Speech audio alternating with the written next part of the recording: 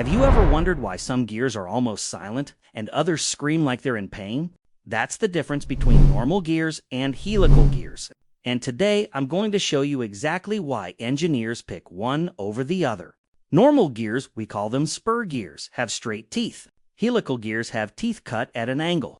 That's it, one simple change, but it completely changes how the gears touch each other. With normal gears, the teeth smash into each other all at once, like two flat hands clapping. That sudden impact creates noise and vibration.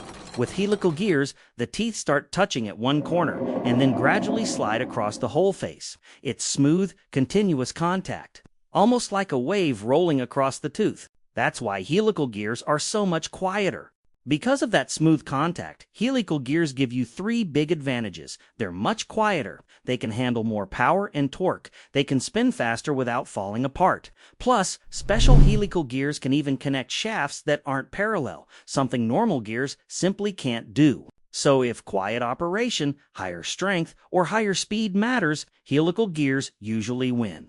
But nothing is free in engineering. Helical gears create a sideways force. The angled teeth try to push the gear along the shaft like a screw. That means you need stronger bearings to hold everything in place.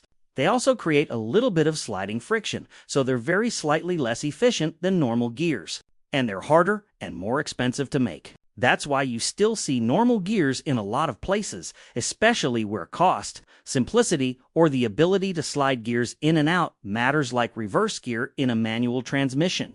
Engineers even found a smart solution for the sideways force problem. They invented double helical gears, also called herringbone gears. These have two sets of angled teeth pointing in opposite directions. The sideways forces cancel each other out, while keeping all the quietness and strength. Pretty clever.